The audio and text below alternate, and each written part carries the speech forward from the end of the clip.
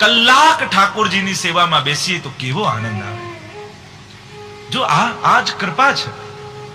આ બધું જ કર્મ અને ભાગ્યથી ઉપર છે.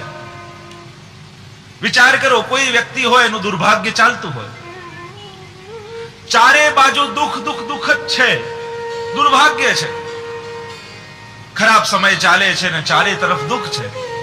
પણ એ દુર્ભાગ્ય ચાલનાર જેને ચાલી રહ્યો છે એ જીવ સવારે નાહીને ઠાકોરજીની સેવામાં બેસે અને 2 કલાક સેવા કરતો હોય ને એવો આનંદ આવે તો વિચાર કરો, આ જે સુખ મળ્યું એ કયા કર્મનું સુખ? દુર્ભાગ્ય ચાલી રહ્યું છે હમણાંનું, ચારે તરફ દુઃખ છે બહાર, પણ જ્યાં સેવાના રૂમમાં જાય અને જે સુખનો અનુભવ થાય એ ભાગ્યનું નહીં, એ કૃપાનું સુખ છે. એ રીતે ઉલટું વિચાર કરી, ચારે બાજુ સુખ હોય બહાર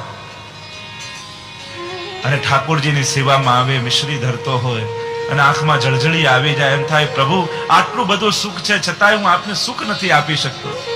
અને જે દુઃખનો અનુભવ થાય તો એ દુઃખ કયા કર્મોનું ફળ? કર્મ તો બધા સેવાના રૂમની બહાર છે.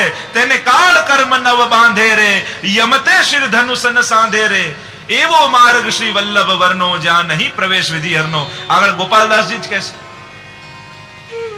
ભગવત સેવામાં જ્યાં સુધી તમે છો ત્યાં સુધી તમને નથી કાળ બાંધતો, નથી કર્મ બાંધતો.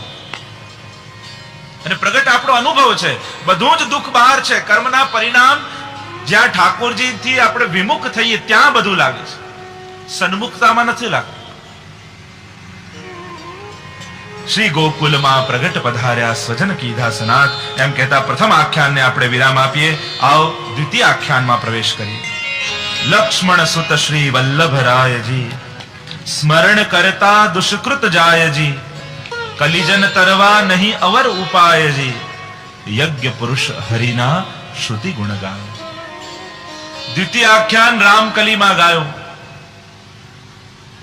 પ્રાતઃકાલનો અવસર અને સેવામાં પણ ક્રમ છે કે જ્યાં સુધી જગાવતા પહેલા શ્રી મહાપ્રભુજી, ગુસાઈજી અને યમુનાજીનું સ્મરણ કરવું પડે અને પછી મંગળા આદિ થાય. કારણ એમના દ્વારા આ દેહ ભગવત સેવાનો અધિકારી બને છે. જ્યાં સુધી આ ચિત્ત, કારણ કે આ ચિત્ત લૌકિક છે, આ અંતઃકરણ લૌકિક છે અને લૌકિક અંતઃકરણથી અલૌકિક ભગવત સ્વરૂપની સેવા સંભવ નથી. અને એટલે આ ચિત્તને અલૌકિક બનાવવા માટે સૌથી પહેલા મહાપ્રભુજી, ગુસાઈજી અને યમુનાજીનું સ્મરણ કરવું પડે છે. કારણ કે જ્યાં મહાપ્રભુજીનું સંબંધ થાય, જો સુંદર વાત શ્રી હરિરાયજી વાર્તા સાહિત્યમાં ભાવ પ્રકાશમાં બતાવી કે આ જીવને બ્રહ્મ સંબંધ કેમ લેવું પડે છે. જો આ ભગવત પ્રાપ્તિના 3 સાધન આપ્યા, આપણું તન, મન અને ધન.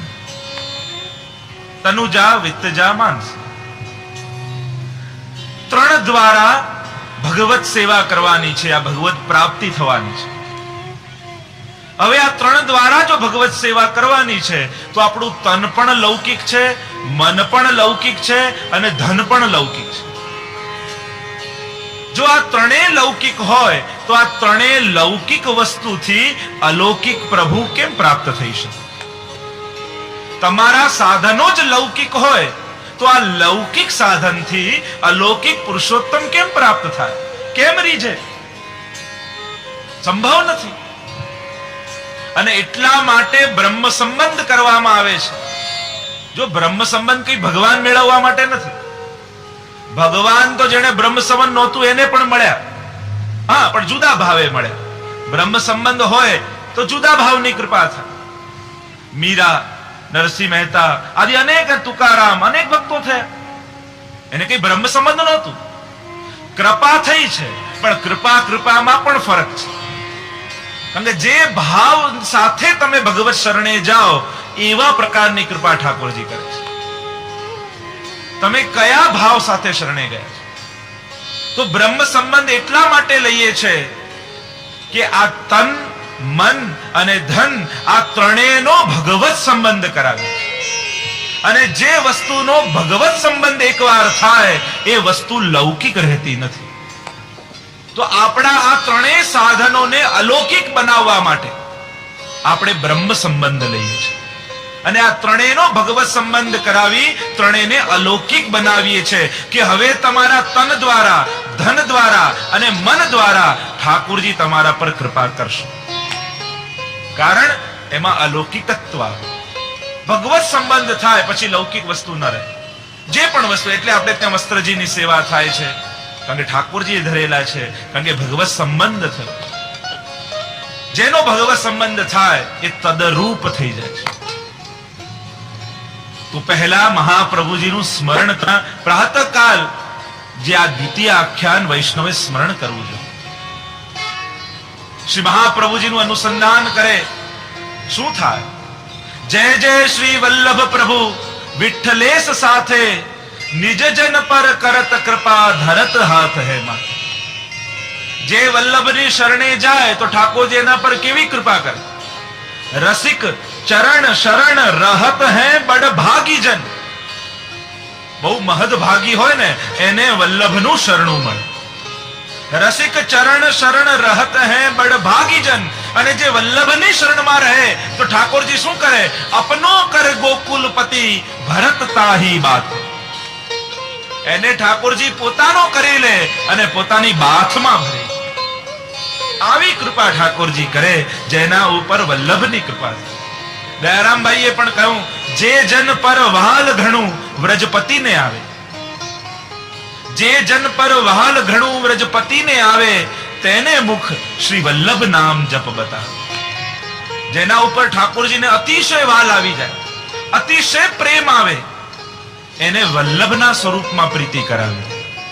અને વલ્લભના સ્વરૂપમાં પ્રીતિ થાય તો ઠાકોરજી તો શોધતા એ જીવની પાસે આવે. દમલાજી આદિ કેવા ભક્તો થયા. મહાપ્રભુજી ખોળામાં પહોંચી રહ્યા છે અને શ્રીનાથજી બાબા રૂમઝૂમ કરતા આવ્યા. સુંદર શિલાની સન્મુખ જે બેઠકજી છે મહાપ્રભુજીની, અને ત્યાં દામોદરદાસના ખોળામાં મહાપ્રભુજી પડ્યા અને દમલાજીએ હાથ રાખી શ્રીનાથજી બાબાને રોકી દીધા. અરે મારા ગુરુદેવ પડ્યા છે, આપ અહીં પધારશો તો એ જાગી જશે. શ્રી વલ્લભના સુખનો અને શ્રીનાથજી બાબા પ્રસન્ન થયા. તો એવા શ્રી મહાપ્રભુજીનું આખું જીવન ચરિત્ર શ્રી ગોપાલદાસજી અહીંયા સંક્ષિપ્તમાં વર્ણન કરે. આ મહાપ્રભુજીનું સ્વરૂપ શું છે? સૌંદર્યમ નિજ રુદગતમ પ્રકટિતમ સ્ત્રીગૂઢ ભાવાત્મકમ પુનરૂપં ચ પુનસ્તદંતર્ગતમ પ્રાવિવિશત સ્વપ્રિયે સંશ્લિષ્ટા ઉભયોર બભૌ રસમય કૃષ્ણો હિ યત સાક્ષિકમ રૂપમ તત ત્રિતયાત્મકમ. ત્રિતયાત્મક સ્વરૂપ શ્રી વલ્લભનું છે. ધ્યાનમાં તો આપણે બોલ્યા કે ઠાકોરજીના હૃદયમાં રહેલો ગૂઢ સ્ત્રી ભાવ, કારણ કે ઉભય ભાવ યુગલ સ્વરૂપના હૃદયમાં બિરાજે છે. શ્રી ઠાકોરજીના હૃદયમાં સ્ત્રી ભાવ અને પુંભાવ બિરાજે છે. સ્વામીજીના હૃદયમાં પણ સ્ત્રી ભાવ અને પુંભાવ બિરાજે છે. તો ઠાકોરજીના હૃદયમાં પ્રગટેલો સ્ત્રી ભાવ, સ્વામીજીના હૃદયમાં પ્રગટેલો પુંભાવ અને ત્રીજું સાક્ષી સ્વરૂપ. આ ત્રણેય સ્વરૂપ જ્યારે એકત્રિત થયું એ જ શ્રી સાક્ષાત મહાપ્રભુજીનું સ્વરૂપ છે. સ્ત્રી ભાવ પુંભાવ એટલે સરળ ભાષામાં જો સમજાવવા જાઉં, પુંભાવ એટલે ભોગતા ભાવ, સ્ત્રી ભાવ એટલે ભોગ્યા ભાવ. સેવા કરીને જે આનંદ આવે એ ભોગતા ભાવ, અને ઠાકોરજીને સેવા કરાવીને જે આનંદ આવે એ ભોગ્યા ભાવ. અને ત્રીજું સાક્ષી સ્વરૂપ, આનું દર્શન કરનારું એ શ્રી વલ્લભનું ત્રિતયાત્મક સ્વરૂપ. તો આ ત્રણેય સ્વરૂપ જે સર્વોત્તમ સ્તોત્રમાં પણ પહેલા ત્રણ નામ આનંદ પરમાનંદ શ્રી કૃષ્ણાસ્યમ કૃપાનિધિ, પહેલા ત્રણ નામ આનંદ, પરમાનંદ અને શ્રી કૃષ્ણાસ્ય. બાકી 35 નામ આ ત્રણ નામના સહાયક છે. મુખ્ય આ ત્રણ નામ છે સર્વોત્તમ સ્તોત્રમાં. આનંદ, પરમાનંદ અને શ્રી કૃષ્ણાસ્યમ. આ ત્રિતયાત્મક સ્વરૂપ આનંદ કહીને કહ્યું કે આ સાક્ષાત આનંદ માત્ર કરપાદ મુખોદરાદી, જે વેદમાં બ્રહ્મનું સ્વરૂપ કહ્યું છે કે બ્રહ્મ આનંદ રૂપ છે, અને મહાપ્રભુજીને આનંદ કહીને મહાપ્રભુજી સાક્ષાત બ્રહ્મ છે એ પ્રતિપાદન કર્યું.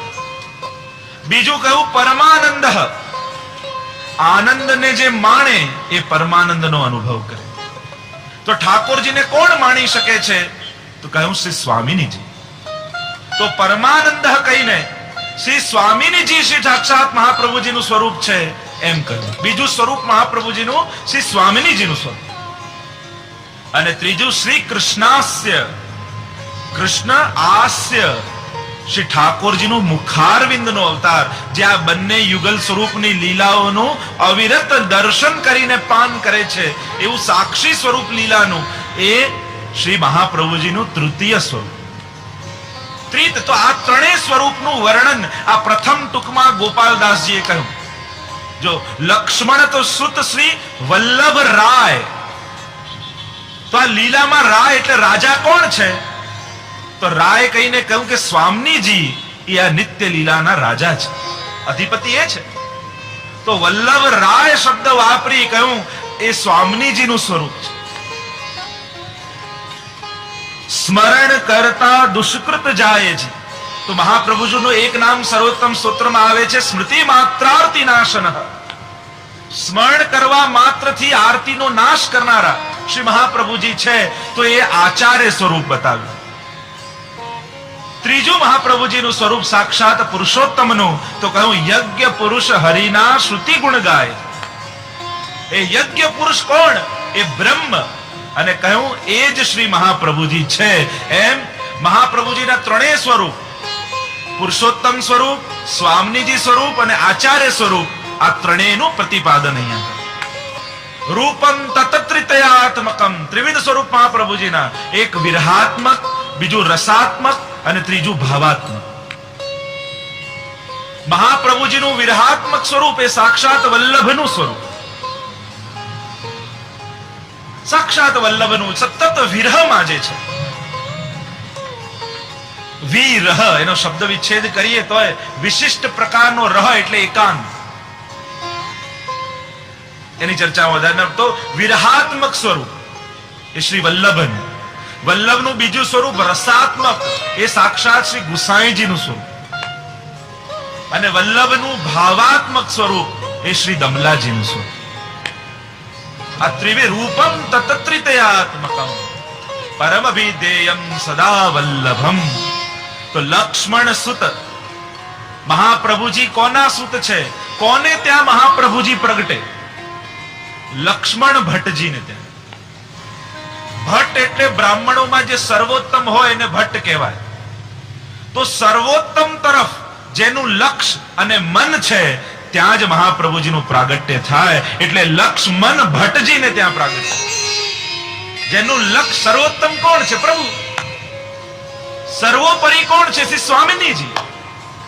તો જેનું સર્વોત્તમ તરફ લક્ષ છે અને ત્યાં જેનું મન છે એ લક્ષ્મણ ભટ્ટ ને ત્યાં મહાપ્રભુજીનું પ્રાગટ્ય.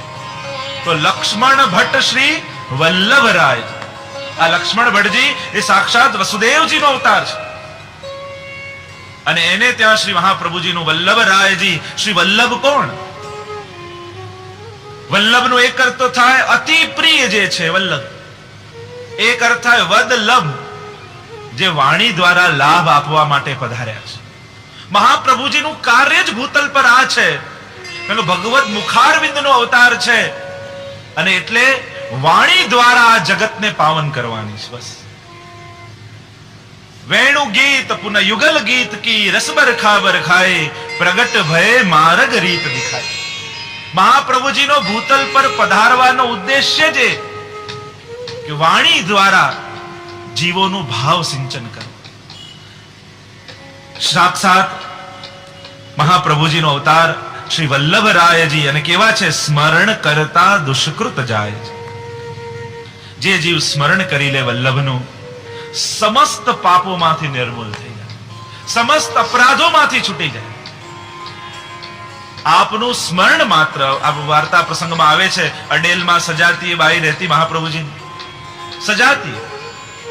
એટલે એમને ઈર્ષા થાય કે આ અમારી જ જ્ઞાતિના છે તો લોકો એમને આટલું ભગવાન તરીકે માને છે, અમને પૂછતાય નથી. ઈર્ષા આવે એટલે શું કરે કે રોજ મહાપ્રભુજીના જલઘરીઓ રોજ જલ ભરવા જાય એટલે કંઈક એવું કપડું કે ઉપરથી નાખી દે એટલે એની અપરસ છવાઈ જાય, પાછું એને સ્નાન કરવા જવું પડે. એકવાર એકાદશી નો દિવસ હતો ના જલ ભરવા જાય પાછો કઈ કચરો નાખ્યો, અપરસ છવાઈ ગઈ, પાછો સ્નાન કરવા ગયો, પાછો સ્નાન કરીને નીકળ્યો જલ ભરવા માટે, પાછો છવાઈ દીધો.